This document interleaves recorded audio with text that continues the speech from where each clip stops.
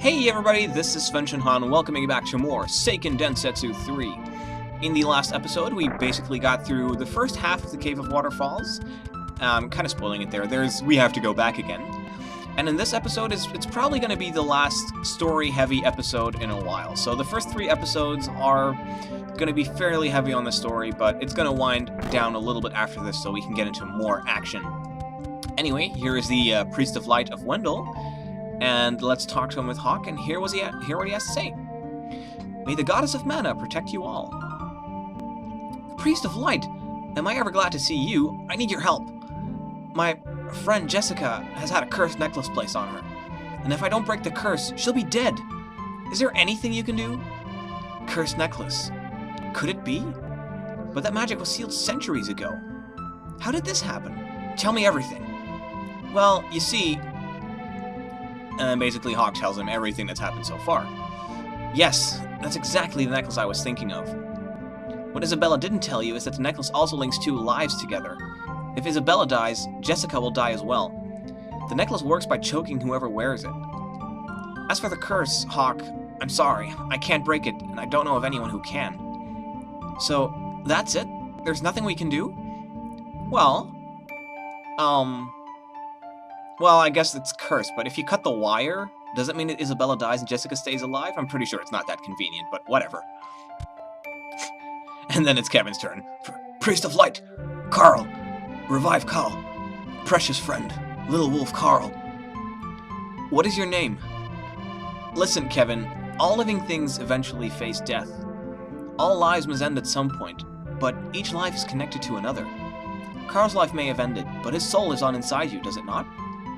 Then, Carl, alive? As long as Carl is remembered, he will live eternally. No!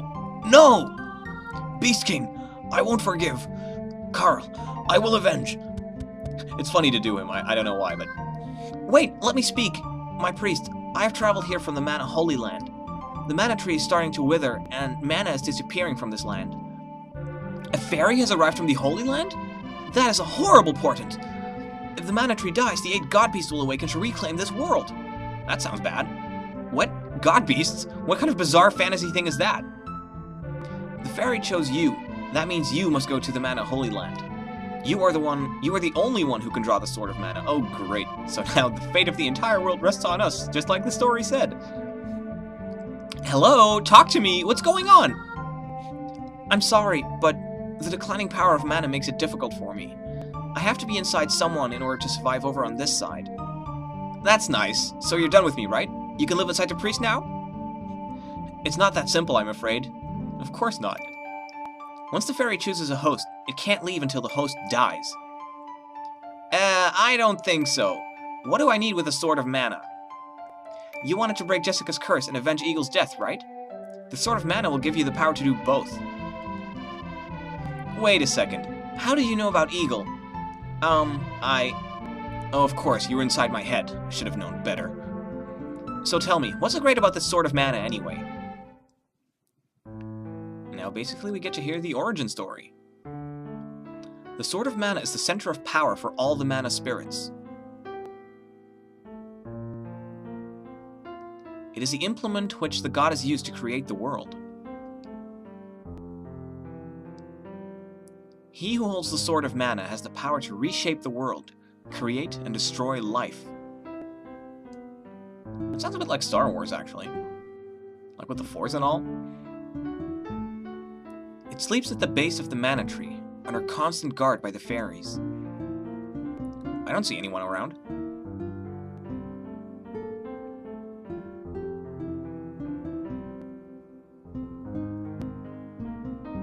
If the sword is drawn before the mana tree dies, there may yet be hope. The goddess will awaken and save the world. Your wishes may be granted as well. So, if I just get that sword, I can kill 2 birds with 1 stone, eh? Sounds too good to be true, but I guess I have no choice, and I love the pose that he does there. He's so completely cocky. Well, that leaves only one question. How do we get there? I'd open the gate to the Holy Land myself, but I don't have the strength left to do it. You'll need to release the energy of the 8 mana stones. The goddess closed the gate to the Holy Land long ago, and sealed its energy inside the stones. So, how do we release it? There was once an ancient spell which could control the stone's energy. War erupted for control of this spell, and the world was torn apart. The bloodshed ended after a curse was put on the spell, making it take the caster's life. That's kind of morbid. The spell was lost soon after that. Nobody knows it anymore. Then there's no way. The 8 spirits who guard the mana stones, they could probably help us. With their combined energy, we may even be able to open the gate. That may work. Wisp, the spirit of light, resides not far from here. Some people have even sighted him near the giant waterfall in the Cave of Waterfalls. Fairy, if I go, will I get my wish? Of course. When the goddess of mana awakens, I'm sure she could return Carl's life. The priest just told you basically that no, that's never gonna happen. Ooh, I'll go! Alright, so, onto the Cave of Waterfalls it is. I kind of like how Kevin, I mean, he's kind of inconsistent with his language. Sometimes it's very, like, feral, lacking most kinds of grammar and sentence structure, and then at other times he's actually quite good. I'm not sure if that's what the translators chose to do, or if it's even the same in the original. I don't know. I read somewhere that in the original it's even more inconsistent with him, but I don't really know. Anyway, let's go back to the Cave of Waterfalls now. There's nothing really that we can do in Wendell. I mean, there's some people that we can talk to, but basically people from around the world come here to find answers, and they're a neutral city, so they don't have allies or enemies. Well, you know, I'm pretty sure that everyone with power will eventually garner some enemies. That's just a way of things. Anyway, let's go back to the Cave of Waterfalls with the awesome music, and there's Carly again. Hey, can Carly go too? I heard their story about you and Grandpa. Okay, she really talked Reuben. And, can you help me? I gotta go find Heath. He's in trouble. No, it's too dangerous for someone your age. We'll find Heath. You stay in Wendell. But Carly's worried about Heath. Please, can I come too? Please, please? No, that's the final answer. Aw, why did I ever ask you anyway? Carly can find Heath all by herself. And basically, she'll still keep raging. We'll keep telling her no. Sorry, little girl.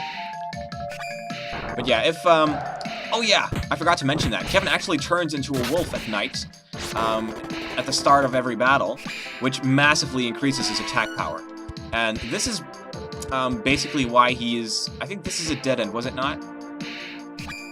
Oh well, a little bit more experience can't hurt. This boss is kind of, hard with 2 characters. Well, not hard, but I don't have that many healing items. I could use a few more. How many do I have? I have exactly 4. That should probably be enough. But with 2 characters, it takes a little bit longer than with 3, because if you pick Carly, you'll have gotten her before you even go to Wendell. And Kevin leveled up, and the level up music was a little bit late. Let's increase his strength, just to do more damage. For the early parts of the game, you definitely want to increase strength all the way. It just does way more for your damage, especially after a certain event happens in the game. I guess I could even explain it now, but... And the fairy says, wait! Hold it right there, not a step further. And I hate this cutscene because it just takes forever and it never really goes anywhere. But essentially, she senses something is weird, and she wants to tell you that, yeah, there's 2 entrances on each side of the screen. I'm guessing there's a way. There's a strange energy coming from the waterfall. Maybe it's Wisp. Or maybe it is. Let's find out. I can already tell you that it is. I mean, games like this are always obvious about that. Now, like I mentioned, Kevin transforms into a wolf at night, and that increases his attack power by about 1/7, I think, or 1/3 even. I'm not sure. It does make a noticeable difference anyway, so... A healing item, that's nice, especially if I get hit with arrows. So if you have Kevin in your party, it's probably a good idea to always have him fight at night, because that just makes him do so much more damage than he would otherwise be able to do. I mean, you just rack up the kills. Even Hawk gains more levels. We can't increase his strength anymore, though, so... His agility doesn't really do that much yet. So we can either go with vitality for defense or intelligence for magic defense. And I'm thinking right now it's probably a good idea to have more magic defense, so we'll go with that. I mean, you can go with vitality, either way will work. It doesn't really make that much of a difference. Anyway, let's get up here to the goddess statue and save real quick, because this is the last opportunity we'll have for a while. Making some good progress. Game saved. Thank you very much. Let's keep going. Now, we're not done with the Cave of Waterfalls by a long shot. Here's the opening the fairy mentioned, but how are we going to get there? What will you do? Whatever will you do? We need like a game show theme here. Oh, basically all you can do is take out the fairy like she's an item. Oh, I forgot you can't fly. Well, duh. Maybe I can focus some energy from this waterfall. And we kind of teleport over. That's useful, I guess. I wouldn't mind having a fairy like that with me, although having her live inside my head would drive me crazy. Okay, and then this is a little bit annoying. These zombies, they can poison you, so you want to kill them as fast as possible, otherwise the damage can kind of rack up. And there are items that can cure poison, but I don't have any at the moment, so I'm gonna try to keep from getting poisoned as much as possible, but it's easier said than done. Basically, you want to kill those zombies immediately, and then focus your remaining energy on the bats. If you can leave the screen, just do so. It's probably better than trying to keep fighting every single enemy in here. The downside to transforming into a wolf with Kevin at night is that it takes a second or two at the start of a battle, but, I mean, I kind of quickly get used to that. I don't even know what's here. Is there supposed to be... Okay, before I go down there, I think there's something special on the other side of the screen. Either that or a trap. I'm gonna have a quick look because I'm gonna kick myself in the head if I don't find out. Either it's a trap room or it's another goddess statue. Another goddess statue. Okay, well, let's at least heal Hawk's poison. I probably should have increased his vitality for defense. I mean, in this early part of the game, it's always like that in RPGs. Magic doesn't usually become a factor until a little bit later into the game, so... right now, we should be good. As far as magic goes. Of course, I say that as I get poisoned. Poison basically goes for your life, for a percentage of your life, I think. It doesn't really matter what your stats are if you get poisoned. I'm not exactly sure what the damage formula is in this game, but it's not that important. Pui Pui Grass. Okay, that can be useful. I don't tend to use it often. Basically, that cures any kind of status ailment like poison. So, if I wanted to cure Kevin, I could use the item. It's too late now because the battle's already over. And once the battle is over, poison is cured. And we can increase strength again, so we'll do that. Killing faster is good. I'm getting these levels like crazy. I'm not even trying to grind. I thought maybe I needed to grind before this, but apparently not. Let's get this as fast as possible, because this is an ominous-looking entrance, and we're gonna go right in here. Trapped. What's that? It's not, whatever it is, it's not good. Full Metal Hugger appeared. Alright, so, welcome to the first boss in the game. This is a light elemental boss, I suppose. There are different kinds of elements in this game. They don't come into play right now. I mean, they'll be important later during the game, especially when you're fighting some of the more difficult bosses in the game. Basically what you want to do, and this is why I kind of chose two physical-based characters for this, is because they do more damage than the others. So I kind of want to do this as fast as possible, because he does have a few really, really annoying attacks, and they can hurt. So it's probably a good idea to heal Kevin right now, because I don't want him to die. Now, the Full Metal Hugger himself does have a few annoying attacks, and some of them do quite a substantial amount of damage. Hawk should be... No, I don't trust him. I don't trust him. I want to heal. Uh-oh, this might actually be really, really bad. Okay, he lives, he lives. Healing required now. Okay, this is already a really exciting episode, and I haven't even... I thought this was going to be a boring episode with just story, but apparently he's trying to murder us. Like, what is he even supposed to be? I mean, I know he kind of resembles a crab, but, like, what is his role? Okay, so one eye is down, that means he's almost dead. Now just the other one remaining. I think he's about down to half, and I have 2 healing items remaining, so... Okay, eventually he'll go into like a... Okay, it might hurt. This might hurt really, really bad. I'm gonna have to heal Hawk, for sure. Did I just heal myself accidentally? Oh, crap. I hope I have another healing item. I have 1 more. I have exactly 1 healing item. Okay, so this is gonna be a hairy situation. Maybe I'm not gonna be able to do this. Or maybe I am. Cool. So there we have it, an action-packed episode after all, though even it's kind of the finale of the episode, I guess. Start a little bit slow with the story, then go out with a huge, huge bang. That's the way heroes do it. And a victory fanfare. That's what I was waiting for. And Hawk's like, what's that? Well, if you have to guess at this point, it's me, I'm it, the one you're looking for. I was trapped inside that thing's body. Hello, Wisp.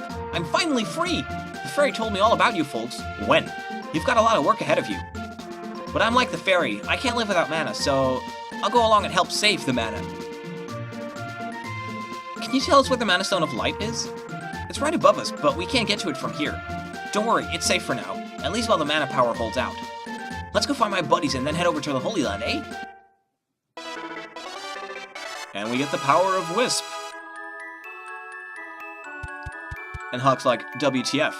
An exit opened up. So let's go in here and get the heck out of this cave, shall we? There's more zombies here, but we'll just dispose of them real quick. Now, before we end off the episode, I kind of want to do one tiny little thing. Actually, it's probably a good idea if we end it off here. Or maybe not here, probably in this little bit. Yeah. Okay, I'm going to end off the episode here. What will you do? We will be using the ferry, but we will be doing so in the next episode. So thanks everybody for watching, and I'll see you in the next one.